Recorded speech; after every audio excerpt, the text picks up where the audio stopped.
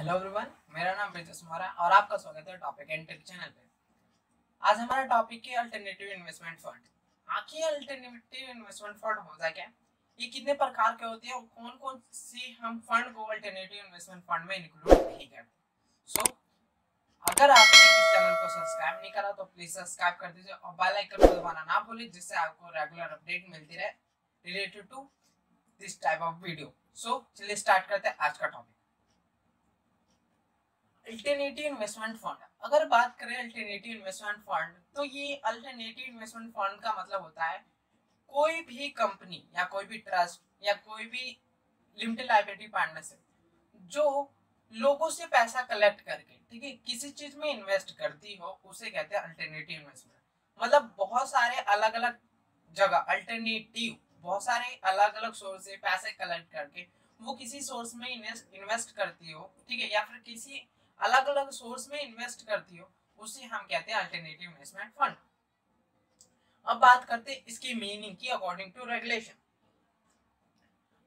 Alternative investment fund are defined in regulation 2 clause 1 sub clause B of the SEBI Alternative Investment for Regulation 2012. Alternative investment fund means any fund established or incorporated in India in a form of trust or company or limited liability partnership or body corporate। ठीक है, alternative investment fund का मतलब होता है कोई भी company, कोई भी फंड, ठीक है, जो स्टेबलाइज हो या फिर इनकॉर्पोरेट हो in India in a form of company, in form of company हो, ट्रस्ट हो, ठीक है, फिर लिमिटेड लायबिलिटी या फिर बॉडी कॉर्पोरेट हो, जो privately pooled instrument vehicle which collect fund from investor whether Indian or foreign for investing in accordance with the defined investment policy for benefit of investor। जो अपनी इन्वेस्टमेंट जो उन्होंने investment है वो किसी चीज में इन्वेस्ट करती हो, ठीक है, किसी इन्वेस्टमेंट व्हीकल में इन्वेस्ट करती हो, और जो पैसा उन्होंने कलेक्ट करा वो या फिर इंडियन इन्वेस्टर से या फिर फॉरेन इन्वेस्टर से कलेक्ट करा उनके बेनिफिट के लिए, और उसे इन्वेस्ट कर रहे किसी भी व्हीकल में या फिर किसी भी चीज में for the benefit of the investor according to their policy. Then it's not cover under the SEBI mutual fund regulation 1996, SEBI Collective Investment Scheme Regulation 1999 or any other regulation of SEBI to regulate fund management activity। जो भी alternative investment fund होता है, ठीक है, उसे हम cover नहीं करते अंडर म्यूचुअल फंड, ठीक है, कलेक्टिव इन्वेस्टमेंट स्कीम या फिर कोई भी ऐसी रेगुलेशन जो सेबी द्वारा बनाई गई है। अब बात करते हैं कौन कौन सी ऐसी फंड है जिन्हें हम कलेक्टिव इन्वेस्टमेंट स्कीम में नहीं काउंट करेंगे या फिर इंक्लूड नहीं करेंगे। First is family trust set up for the benefit of relative is defined under the company। कोई भी फैमिली ट्रस्ट जो स्टेबलाइज करिए for the benefit of relative, ठीक है, जैसा हमने कंपनी एक्ट सेक्शन 2 clause 76 में बताया गया रिलेटिव की डेफिनेशन, उसमें जो हमने रिलेटिव की बेनिफिट के लिए अगर फैमिली ट्रस्ट ने स्टेबलाइज करा तो उसे हम अल्टरनेटिव इन्वेस्टमेंट फंड में इंक्लूड नहीं करेंगे। ESOP trust set up under the SEBI share based employee benefit regulation 2014। कोई भी अगर हमें एम्प्लॉय स्टॉक ऑप्शन स्कीम हमें इशू करना होता है एम्प्लॉयज को, तो हम एक तो डायरेक्ट दे सकते हैं या फिर हम एक ट्रस्ट स्टेबलाइज करके उन्हें शेयर्स देते हैं। तो वो जो ट्रस्ट हमने स्टेबलाइज करा है for the distributing of shares to the employees, वो शेयर्स जो वो ट्रस्ट जो हमने स्टेबलाइज करा उसे हम अल्टरनेटिव इन्वेस्टमेंट फंड में नहीं इंक्लूड करते। Then employees welfare trust or gratuity trust set up for the benefit of employee। फिर यह कोई भी एम्प्लॉय वेलफेयर ट्रस्ट है या फिर ग्रेचुइटी ट्रस्ट है जो सेटअप करी गई है for the benefit of employee, उन्हें हम अल्टरनेटिव इन्वेस्टमेंट फंड में इंक्लूड नहीं करते। होल्डिंग कंपनी, कोई भी होल्डिंग कंपनी किसी भी सबसे कोई भी होल्डिंग कंपनी है, ठीक है, उसे हम नहीं काउंट करेंगे under the alternative investment fund. Other special purpose vehicle not established by fund manager including securitization trust regulated as specific regulatory form।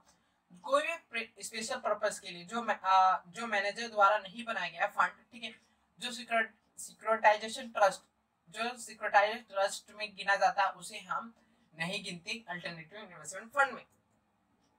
Fund manage by securitization company और एक construction company which is registered with the Reserve Bank of India under section 3rd of the Securitization and Reconstruction of Financial Assets and Enforcement of Security Interest Act 2002। भी securitisation company या फिर consult company जिन्होंने अपना fund collect कर रखा है, manage कर रखा है, उन्हें हम अल्टरनेटिव इन्वेस्टमेंट फंड में इंक्लूड नहीं करते।